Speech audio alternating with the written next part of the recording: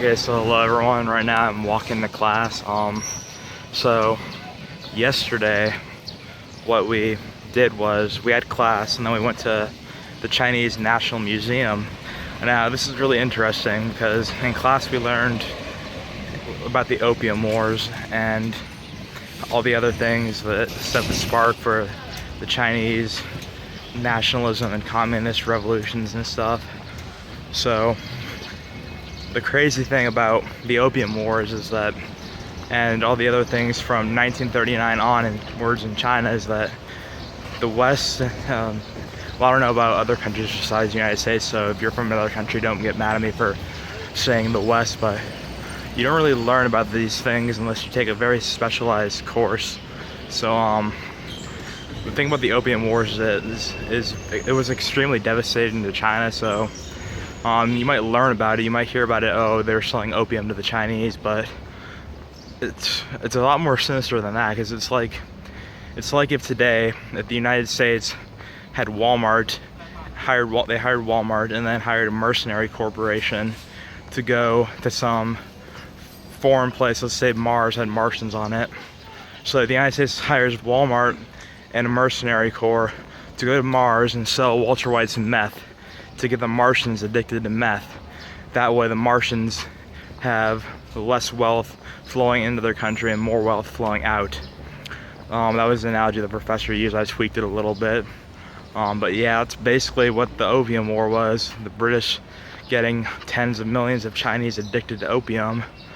So you don't really hear about that in the West. You don't hear about the Taiping Rebellion either, which was this giant Christian civil war in China, where this guy thought he was Jesus' little brother, and he rose up because of the civil service examinations, and yeah, he failed those, so he got pissed and then converted millions of people to his ways, but then he lost. It was one of the deadliest wars, and it was about the same time as the American Civil War, and you don't really hear about it because of you're in the United States, you're given a patriotic education unless you take these specialized classes in college. Unless you go to like a private school, then maybe it's different. But in public schools, you're just going to learn primarily American history and just tidbits of history from other places that affect broader general ideas. So, and then at the Nationalist Museum, you really get another perspective of all these things, because the Chinese text, they also have English text mostly. I guess they use it as a lingua franca for foreigners. But so they have a much different perspective on everything. It's not like a neutral perspective where they say, oh, this and this happened, these people came. It's like, oh, the Western imperialists came and humiliated our country. That's basically what these exhibits say. And although never mind.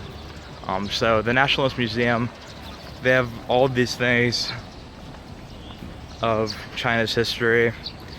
Immediately as you walk into the National Museum, you see the original communist leaders of China, like Mao and Zhou Enlai. I said it with a weird accent from from French or Spanish for some reason, but yeah, you see all these early communist leaders. And then the biggest exhibit, well, I only went to one exhibit because that's all I had time for, and that was the Great Rejuvenation, which is basically China becoming, I guess, great again after the Western powers humiliated them. So that was pretty cool. I wanted to take a video from inside the museum, but I didn't think that would be a good idea, considering that it's like a place of national pride for China. I didn't want to just go in and take a video.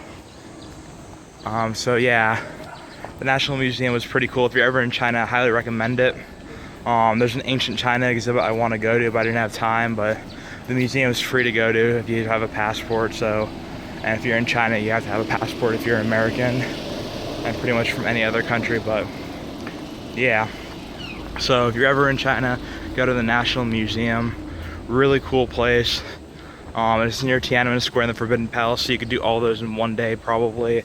Make sure you go early though, because it closes at 4. I finished the exhibit, I was in at 3:55, then went to go to the ancient China area, and then barricading it off. So yeah, very cool museum, highly recommend it. That's something you should see if you just come as a tourist or study abroad or whatever. In a future video, I'm probably going to talk about studying abroad, because I highly recommend it, even after only being here for, actually I've been here a week pretty much exactly. This is my video for day 7, I think. I don't know, I have to check, but yeah, peace.